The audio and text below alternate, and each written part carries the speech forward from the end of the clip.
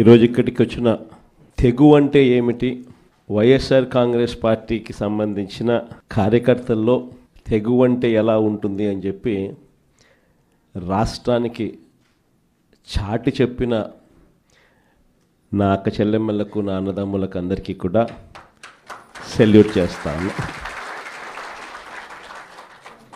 ఎందుకంటే ఈరోజు మనము యుద్ధ వాతావరణంలో ఈరోజు ఆంధ్ర రాష్ట్రంలో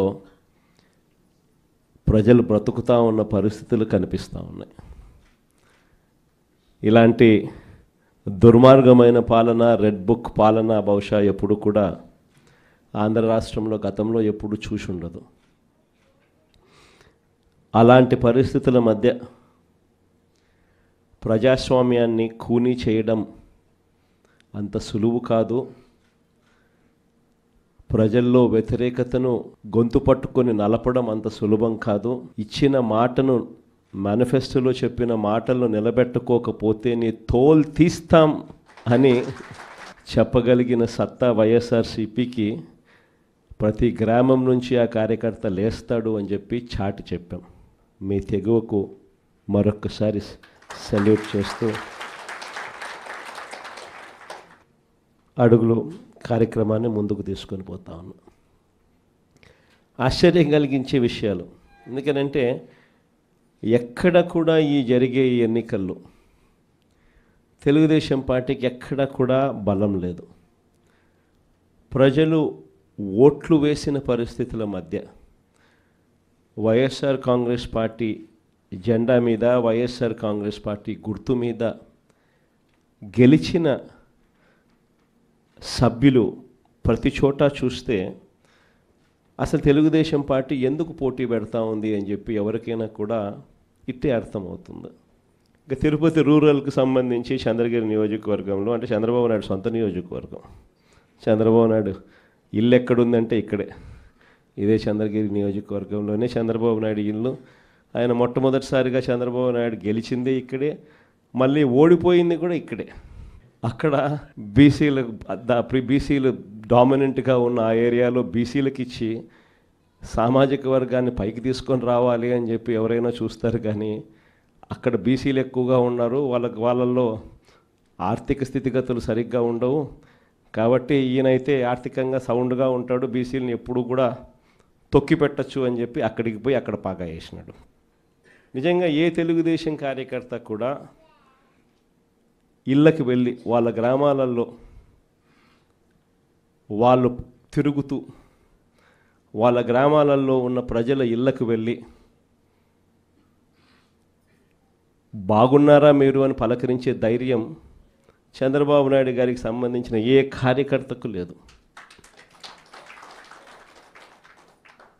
కారణం, చంద్రబాబు నాయుడు గారికి సంబంధించిన ఏ కార్యకర్త అయినా కూడా ప్రజల్లోకి వెళ్ళి వాళ్ళ ఇళ్ళ దగ్గరికి వెళ్తే ప్రతి ఒక్కరికి కూడా వెన్నులో భయమే. చివరికైతే నా అక్క చెల్లెమ్మలందరూ పొద్దుటూరు నుంచి ఎదురు చూస్తూ ఉన్నారు, కడప నుంచి ఎదురు చూస్తూ ఉన్నారు. ఏదో ఉచితంగా బస్సు వస్తుంది, ఏదో విశాఖపట్నం పోయి రావచ్చు కదా, పొద్దున పోయి సాయంత్రానికి వెనక్కి రావచ్చు కదా అని చెప్పి. అటువంటి చిన్న చిన్నవి కూడా పట్టించుకోవడంలా, దానికి కూడా దిక్కులేని పరిస్థితిలో ఈరోజు రాష్ట్రంలో పరిపాలన సాగుతూ ఉంది. మరోవైపున చూస్తే వ్యవస్థలన్నీ పూర్తిగా విధ్వంసం. మొన్నటిదాకా వైఎస్ఆర్ కాంగ్రెస్ పార్టీ ఉన్నంత వరకు గవర్నమెంట్ బడులలో పిల్లలకు గవర్నమెంట్ బడులకు పోయేదానికి గర్వంగా ఉండేది. గవర్నమెంట్ బడులలో మన పిల్లలను చదివించేటప్పుడు మనం గర్వంగా చెప్పుకునే పరిస్థితి నుంచి ఈరోజు గవర్నమెంట్ బడులలో అప్పట్లో నో వేకెన్సీ బోర్డ్స్ నుంచి ఈరోజు గవర్నమెంట్ బడికి పంపించారంటే తల్లిదండ్రులు హెసిటేట్ చేసే పరిస్థితులకి మళ్ళీ స్కూళ్ళు నాశనమైన పరిస్థితులు కూడా ఇప్పుడే చూస్తూ ఉన్నాం. వైద్య రంగం ఇంకా దారుణంగా తయారైపోయింది. ఈరోజు ఎవరికైనా ఆరోగ్యం బాగోలేకపోతే లక్షలు ఖర్చు చేస్తే తప్పనిచ్చి, వాళ్ళు ఖర్చు పెట్టుకుంటే తప్పనిచ్చి, వాళ్ళ అప్పులు పాలు అయితే తప్పనిచ్చి ఈరోజు ఆ పేదవాడు బతికి బయటపడే పరిస్థితే లేదు. ఏ పంటకు కూడా ఈరోజు గిట్టుబాటు ధర రాని పరిస్థితి. ఉచిత పంటల బీమా గాలికి ఎగిరిపోయింది. ఈ క్రాప్ బుకింగ్ ఎక్కడుందో ఎవడికి తెలియని పరిస్థితి. రైతుల పరిస్థితి ఈరోజు రోడ్డున పడి రైతులు అల్లాడుతూ ఉన్నారు. పెట్టుబడి సహాయం కింద కనీసం జగన్ ఉంటే 13,500 ఇచ్చేవాడు. జగన్ పోయాడు, 26,000 ఈయన ఇస్తానన్నాడు. ఆ 26,000 కూడా గాలికి ఎగిరిపోయింది అని చెప్పి ప్రతి రైతు కూడా చంద్రబాబు నాయుడుని తిట్టుకుండా తిడతా ఉన్న పరిస్థితి కనిపిస్తూ ఉంది. వ్యవస్థలు పూర్తిగా అధ్వానమైన పరిస్థితులకి నీరుగారాయి. ఎక్కడా కూడా పెన్షన్ల విషయానికి చూస్తే ఈయన ముఖ్యమంత్రి కాక మునుపు 66,60,000 పెన్షన్లు. ఈ రోజుటికి 12 నెలల్లో జరిగిన పెరుగుదల ఏమిటి అని అంటే 4 లక్షల పెన్షన్లు తీసేయడం. పెరగాల్సింది పోయి ఒక కొత్త పెన్షన్ ఇవ్వకుండా 4 లక్షల పెన్షన్ ఊడగొట్టడం. ఇది చంద్రబాబు నాయుడు చేసిన ఘనత. మరోవైపు కరప్షన్ చూస్తామా అంటే విడి కరప్షన్. ఏ గ్రామంలో చూసినా కూడా పక్కనే బెల్ట్ షాప్ కనిపిస్తుంది. గుడి పక్కన, బడి పక్కన, ఇంటి పక్కన బెల్ట్ షాపే కనిపిస్తుంది.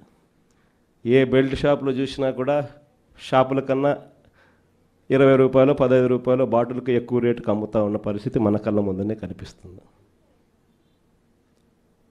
ఇసుక కళ్ళ ఎదుటే కనిపిస్తూ ఉంది. మన హయాంలో కన్నా 2 రేట్లకి పెట్టి అమ్ముతూ ఉన్నారు. మన హయాంలోనే గవర్నమెంట్ కన్నా ఆదాయం వస్తాను నేను. ఇప్పుడు గవర్నమెంట్కి రూపాయి ఆదాయం లేదు. రేటు చూస్తే మనకన్నా 1.5 రెట్లు, 2 రెట్లు ఈ రేట్లు ఎక్కువతో అమ్ముతూ ఉన్నారు. మట్టి మైనింగు, నియోజకవర్గంలో ఏదైనా పరిశ్రమలు ఏదైనా నడవాలి అని అంటే పరిశ్రమలు అన్నీ ఎమ్మెల్యే దగ్గరికి రావాలా, ఎమ్మెల్యేకి అంతో ఇంతో ముట్ట చెప్పాలా, ఎమ్మెల్యే ముఖ్యమంత్రికి అంతో ఇంతో ముట్ట చెప్పాలా. నాకింత నీకింత అని రాష్ట్రాన్ని దోచుకొని తింటా ఉన్నారు మొత్తం రాష్ట్రం అంతా కూడా. ఇవన్నీ కూడా కళ్ళ ఎదుట కనిపిస్తూ ఉన్న పరిస్థితులు. దీని నుంచి డైవర్ట్ చేసేదానికి ఏం చేస్తూ ఉన్నాడు? రోజుకొక డైవర్షన్ టాపిక్. ఏదన్నా ఊరు పేరు లేని కంపెనీకి విశాఖపట్నంలో 3,000 కోట్ల రూపాయలు విలువ చేసే భూములు ఇస్తాడు. ఏదో ఉర్సా అంట కంపెనీ పేరు. ఇంద్రనైనా ఈ ఉర్సా అని చెప్పి చూస్తే ఊరు లేదు, పేరు లేదు. వారు కట్టే కరెంటు బిల్లు ఏంది అని అంటే కన్నా వాళ్ళు కట్టే కరెంటు బిల్లు ఒక ఇంట్లో ఒక అపార్ట్మెంట్లో రెసిడెన్షియల్ అపార్ట్మెంట్ కట్టే కరెంటు బిల్లు ఆ కంపెనీ కడతా ఉంది. పోనీ అమెరికాలో వాళ్ళ ఆఫీస్ ఏందని చెప్పి అక్కడికి పోయినారు మనోళ్ళు ఎంక్వైరీ చేయడానికి. ఆడ చూస్తే ఆడ ఒక చిన్న ఇండ్లు. ఊరు పేరు లేని ఈ కంపెనీకి 3,000 కోట్లు విలువ చేసే భూమి 99 పైసలు కంట. రూపాయికి ఇడ్లీ వస్తుందో రాదో నాకు తెలియదు, కానీ చంద్రబాబు నాయుడు హయాంలో మాత్రం ఉర్సా లాంటి ఊరు పేరు లేని కంపెనీలకు 3,000 కోట్ల రూపాయలు మాత్రం డబ్బులు దోచిపెట్టి నాకింత నీకింత అని పంచుకునే కార్యక్రమం జరుగుతూ ఉంది. ఇష్టం వచ్చినట్టుగా విశాఖపట్నంలోనే మరో భూమి లూలు గ్రూప్ అంట. లూలు గ్రూపులకు, లిల్లీ గ్రూపులకు 1,500 కోట్లు, 2,000 కోట్ల రూపాయలు విలువ చేసే భూములను టెండర్లు లేదు, మన్ను లేదు, పాడు లేదు, ఊరికి ఆయనకు నచ్చింది ఇచ్చేసి నాకింత నీకింత అని పంచుకుంటా ఉన్న కార్యక్రమాలు. లెఫ్ట్ రైట్ సెంటర్ రాష్ట్రాన్ని దోస్తూ ఉన్నారు. అమరావతిలో ఇవే టెండర్లు, ఇప్పుడు పిలిచిన టెండర్లు 2018లో ఇవే టెండర్లను పిలిచినప్పుడు చంద్రబాబు నాయుడు హయాంలో 5 ఏళ్ల కిందట వీటి విలువ 36,000 కోట్లు. అప్పట్లో సిమెంట్ రేటు, అప్పట్లో స్టీల్ రేటు ఇప్పటికన్నా అప్పుడే ఎక్కువ. ఇప్పుడు ఇంకా తగ్గినాయి సిమెంట్ రేటు, స్టీల్ రేట్లు. అయినా కూడా ఆ 36,000 కోట్ల విలువ ఈరోజు 78,000 కోట్లకు పెంచేసి టెండర్లు వాళ్ళకు సంబంధించిన వాళ్ళకి మాత్రమే రింగ్ ఫామ్ చేసి వాళ్ళ కాంట్రాక్టర్లకు మాత్రమే ఇచ్చుకుంటున్నారు. అంతేకాదు, ఇంతకుముందు మొబిలైజేషన్ అడ్వాన్స్ లేదు. పని చేస్తేనే ఎవడైనా గవర్నమెంట్ డబ్బిచ్చేది. ఈయన వచ్చినాక మొబిలైజేషన్ అడ్వాన్స్ అని కొత్తగా మొదలుపెట్టాడు ఇయడం. అంటే 10% మొబిలైజేషన్ అడ్వాన్స్ ముందే ఇచ్చేస్తాడు, వాళ్ళ దగ్గర నుంచి 8% ఈయన తీసుకుంటాడు. లెఫ్ట్ రైట్ సెంటర్ రాష్ట్రాన్ని దోచేస్తూ ఉన్నారు. చేసిన అప్పులన్నీ ఎక్కడికి పోతూ ఉన్నాయి? ఎందుకు సూపర్ 6 లేవు, ఎందుకు సూపర్ 7లు లేవు అని అంటే, ఎందుకు జగన్ చేయగలిగేటాడు, ఎందుకు చంద్రబాబు నాయుడు ఎందుకు చేయలేకపోతున్నాడు అని అంటే కారణం నేను ఇంతకుముందు ఎలక్షన్ అప్పుడే చెప్పిన. జగన్ ఉంటే బట్టలు నొక్కుతాడు, నేరుగా ప్రతి అక్క చెల్లెమ్మ కుటుంబానికి నేరుగా పోతుంది. చంద్రబాబు నాయుడు ఉంటే బటన్లు ఉండవు, చంద్రబాబు నాయుడు ఉంటే నేరుగా ఆయన జోబీలోకి మాత్రమే పోతుంది అని చెప్పి ఎలక్షన్లప్పుడే నేను మొత్తుకొని చెప్పిన. నేను చెప్పిన ఆ రోజు చంద్రబాబు నాయుడు నమ్మడము అని అంటే చంద్రముఖిని నిద్ర లేపడమే అని చెప్పిన. చెప్పింది నేను ఆ రోజు ఎన్నికలప్పుడు నేను చెప్పిన ఆ మాటలు కన్నా ఎవరైనా వింటే ఇప్పుడు కరెక్ట్గా అవి ప్లే చేసి చూస్తే జగన్ కరెక్ట్గా చెప్పినాడు, అబ్బా మనమే మోసపోయినాం పొరపాటున అని చెప్పి ఈరోజు ప్రతి ఇంట్లో కూడా ఖచ్చితంగా చర్చ జరగాల్సిందే. ప్రతిరోజు డైవర్షనే, ఇవన్నీ జరుగుతూ ఉన్నాయి, సమాధానాలు చెప్పుకోలేక ప్రతిరోజు ఒక డైవర్షన్. ఓ రోజు లడ్డు అంటాడు, ఇంకో రోజు బోట్ అంటాడు, మరో రోజు ఏమన్నా ఐపీఎస్ ఆఫీసర్ అధికారిని అరెస్ట్ అంటాడు. కరెంటు బిల్లులు షాక్ కొట్టే విధంగా అప్పుడే పెరిగిపోతున్నాయి అని చెప్పి మళ్ళీ ఆ టాపిక్ నుంచి డైవర్ట్ చేసేందుకు ఇంకొకటి ఆయన చేసిన లిక్కర్ స్కాములు మనం ఇంకొకటి మీద లిక్కర్ స్కాములు రుద్ది ఇంకొక లిక్కర్ స్కామ్ అరెస్ట్ అని చెప్తాడు. ఇట్లా ప్రతిరోజు చూస్తే ఏదో ఒక సెన్సేషన్ క్రియేట్ చేయడం, ఆ సెన్సేషన్ నుంచి టాపిక్లు డైవర్ట్ చేయడం. ఇంతకుముందు రోమన్ రాజులు చేసేవాళ్ళు, ప్రజల్లో వ్యతిరేకత, రోమన్ రాజుల మీద వ్యతిరేకత ఎక్కువగా వస్తూ ఉండేది అని చెప్పి అప్పట్లో వాళ్ళంతా గ్లాడియేటర్స్ అని ఒక గేమ్స్ నిర్వహించేవాళ్ళు. దాంట్లో మనుషులను పెట్టేవాళ్ళు, మనుషుల చేతిలో కత్తులు పెట్టేవాళ్ళు, పొడుచుకొని సావండరా నాయన అని చెప్పి వాళ్ళు జంతువులకు అందుని దాంట్లో పెట్టేవాళ్ళు. ఆ జంతువులతో వీళ్ళు యుద్ధం చేయడము, వీళ్ళు సావడము, అవి సావడము, లేకపోతే వీళ్ళు పొడుచుకోవడము, అది వీళ్ళు సావడము వాళ్ళు సావడము చేసేది. ప్రజలందరూ దాన్ని చూసేది. Topic divert. లేదా రాజెట్ట పరిపాలన చేస్తూ ఉన్నాడు, దాంట్లో రేట్లు ఎట్లున్నాయి, ప్రతిరోజు ఒక డైవర్షన్ టాపిక్, ప్రతిరోజు ఒక డ్రామా. ఇలాంటి పరిస్థితుల మధ్య రాష్ట్రం జరుగుతూ ఉంది.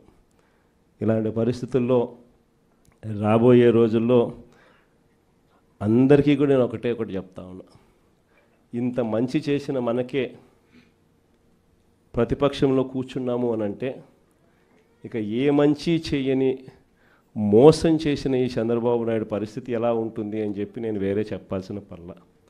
ఆ 3 ఏళ్ళు అయిపోయిన తర్వాత వచ్చేది ఖచ్చితంగా వైఎస్ఆర్ కాంగ్రెస్ పార్టీని అఖండమైన మెజార్టీతో మళ్ళీ అధికారంలోకి వస్తాం.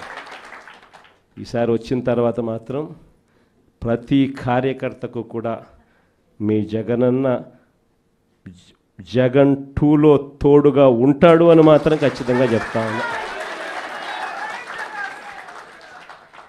ఇన్ఫ్యాక్ట్ లాస్ట్ ఎలక్షన్స్లో కార్యకర్తలకు బహుశా అనుకున్నంత స్థాయిలో నేను తోడుగా ఉండకపోయి ఉండొచ్చు. ఎందుకంటే నేను అధికారంలోకి వస్తానే కోవిడ్ వచ్చింది. అధికారంలోకి జూన్లో అధికారంలోకి ప్రమాణ స్వీకారం చేశాం, మార్చ్ కల్లా కోవిడ్ వచ్చేసింది. దాని తర్వాత 2 సంవత్సరాలు కోవిడ్లో ఇంకా వేరే దాని మీద ధ్యాసే పెట్టలేకపోయినాం. ప్రజల బాగోగుల మీదనే, ప్రజల ఆరోగ్యం మీదనే, ప్రజలకు సంబంధించిన విషయాల మీదనే పూర్తిగా ధ్యాస పెట్టాల్సిన పరిస్థితుల మధ్య పాలన సాగింది. కానీ ఈసారి మాత్రం ప్రతి కార్యకర్తకు భరోసా ఇస్తూ ఉన్నా. ఈరోజు నా కళ్ళతో నేను చూస్తూ ఉన్నా, కార్యకర్త అనేవాడు ఎంత ఇబ్బంది పడతా ఉన్నాడు అనేది నా కళ్ళతో నేను ఈరోజు చూస్తూ ఉన్నా. పాలన అనేది ఎలా ఉండాలి, ఎలా దిగజారిపోయింది అన్నది కూడా నా కళ్ళతో నేను చూస్తూ ఉన్నా.